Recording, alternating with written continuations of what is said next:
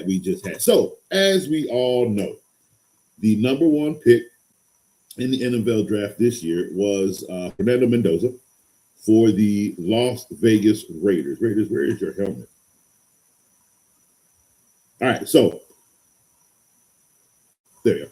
All right, so they did draft a quarterback number one as needed. They had no quarterback. Geno Smith was not there. But let's be real, it wasn't the coach either. So we're gonna see what the new regime, starting from not the bottom. You know, they already got a running back. They got a couple of good guys that can catch the ball. Got a great tight end. He's got a great escape route. Escape play. What do you call it? It's not escape.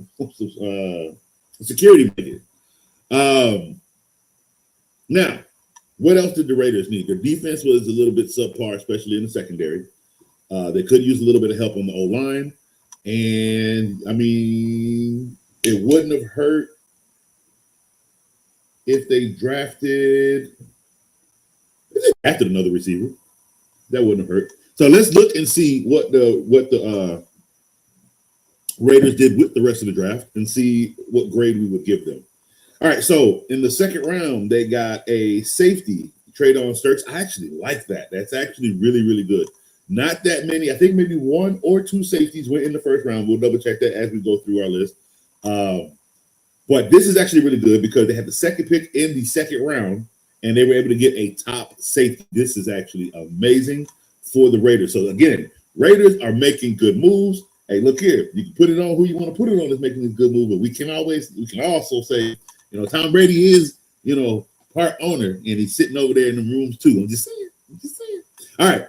So in the third round, they drafted an edge rusher, Kyron Crawford. So they only had one pick in the second round at 30 overall 38. They had a pick in the third round, 67 overall.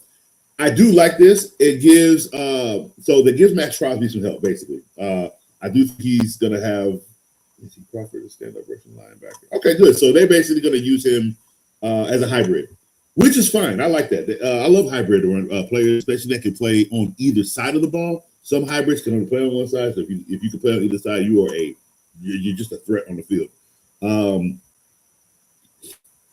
They drafted a center. Oh no, sorry, they had two picks in the third round because with the 91st overall pick, they drafted Trey Zoon, center.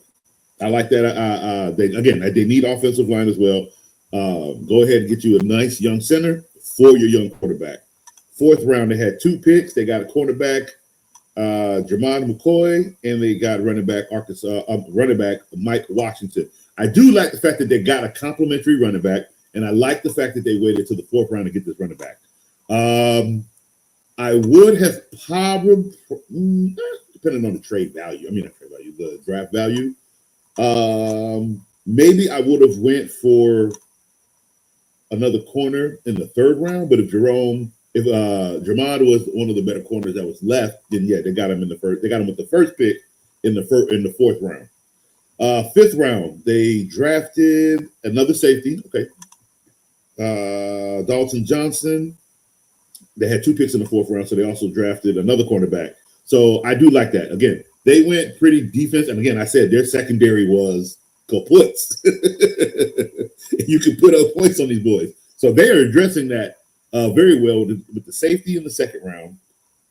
You get you a hybrid in the third round. Here's what's going to be key about that hybrid. If he has good hands, he's going to be putting coverage as well. And that's just, again, they're trying to rebuild this team with a good foundation. And so far, from what I'm seeing, I'm liking what I'm seeing. Again, they got a complimentary running back for Genty in the fourth round, so that's really good. Then they went back in the fifth round and just ate up on defense, secondary to be exact. They got another safety in Dalton Johnson, and they got a corner in Hazika Massis. I think that's how you pronounce his name. And look at that. Sixth round, they got Malik Benson, wide receiver. He'll probably be more of a punt. Let me see what his height is. Let's see what they say about his hands and everything. Made his mark with Oregon after less productive stints in Alabama and Florida. Okay, so he has track caliber speed. So yeah, they're probably, depending on his height and weight, Open hitches, slants underneath. So they'll use him for quick passes, and most likely they'll have him starting as a kick punt returner until they can see what he can do on the. Now, if they like what he can do with his hands on the field, he's probably going to play. He might take somebody's spot. Again, receivers with the Raiders aren't the best, so it'll be a good competition for all of them. And in the 7th round, they got a defensive tackle, Brandon Cleveland. So I would give the Raiders overall draft. So the fact that they needed a quarterback, they grabbed it with the first one. The fact that their defense is not the best, secondary specifically, right? They grabbed the safety with the second pick. Okay. I like the fact that in the 5th round, they went ahead and got more secondary aid. They addressed a lot of issues that they had. I actually like the fact that a lot of people don't get a center. Not a lot of people don't need a center. So the fact is, when you need a center, you draft one. I'm always with a center when they get drafted. It always seems as though they're drafted at the right time. Like, no matter who needs a center, when they need the center, and they get them, and you can get them in the 5th round. It's just like when you look at it, oh, okay, perfect, you address that. Not too many centers are going to go in the 1st round or really the 2nd. You might, again, 3rd round pass is where you're going to get most of your centers.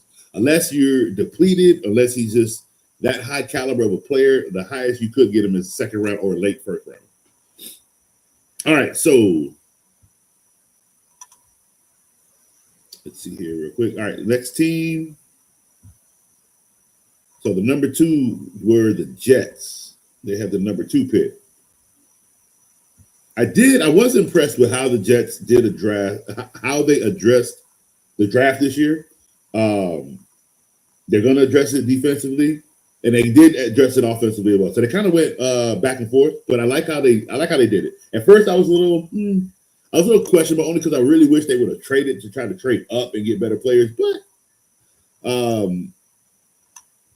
they were able to stay at 16, and they got a tight end. But as we know, their first pick was David Bailey, edge from Texas Tech. Their second pick in the 1st round was a tight end from Oregon, Kenyon Sadiq. Now, this part is the one that impressed me because remember, Jets suck. Jets made a lot of wheeling and dealing. Jets had 5 first-round picks in total. 2 this year, 3 next year. They went genius mode. They got back into the draft in this round, in the 1st round. So they ended up having 3 picks in the 1st round. That was absolutely genius. And what did they go get? With the 30th pick. For them, this is a great 30th pick, okay? For anybody else who had the 30th pick, maybe but that's most likely not where they were going. So I don't think the team at 30 needed a wide receiver. The Jets do. So they went ahead and got one. I did love that pick. 3 picks in the 1st round. I do think all 3 will hit. 2 offense, 1 defense. The defense wasn't too bad. They did lose Sauce Gardner, and they did lose, I believe they lost somebody on the line. But they will address. They're addressing it look, from where the Jets were to where they're trying to go. If this coach can get them right, hey, I was wrong, and I'll say it on live camera. I'll tell you that I beat him up last year. I'm telling you, but the Jets stayed with him. They wanted to let him have his way, give him a true fair shot. So we're gonna let it happen and see. Okay, so they had 3 picks in the 1st round. In the 2nd round, they got a cornerback, D'Angelo Bonds. I do like that. It doesn't address the loss of Sauce Gardner. It addresses the vacancy of the corner position. They got a defensive tackle, so they had 2 picks in the 4th round. They got Darrell Jackson Jr., defensive tackle. And they got a quarterback, Caleb Coombs. Interesting. That's very, very interesting. So he's the 3rd quarterback off the board, I believe. Maybe we'll go look at the other when we get to other teams. Somebody might have taken one in the second or 3rd round because he was taken in the 4th round. So we'll see. Potentially the 3rd one off the board. In the 6th round, Anise Cooper, guard. Okay. I can see that. I can see that. Always get protection on your offensive line. And with the 7th pick, they got VJ Payne, safety. I don't know how viable. Again, everybody got to fight for the spot, right? Listen, I don't think they needed that. I think if I were the Jets, I possibly would have went another offensive lineman here, or another defensive tackle. Yeah, I wouldn't have went safety with that last pick. I don't think he's going to do anything, to be honest with you. All right, so the Jets had 1, 2, 3, 4, 5, 6, 7, 8 picks total in this draft. The impressive one was trading back into the first round and ended up with 3 first-round picks. That was really good. I would give the Jets draft. I'd give it a B minus. It wasn't bad. It was decent. They addressed some areas. I might have even gone with a linebacker at the 7th pick, but no, maybe not. Not the value of a linebacker that late. Maybe not. But I give them a B minus. Did I give the Raiders a grade? I don't think so. The Raiders get an A. They addressed everything from top to bottom that they needed to address, I believe. Now it's going putting the package together, but they had an outstanding draft in my opinion. All right, 3rd pick. Oh boy.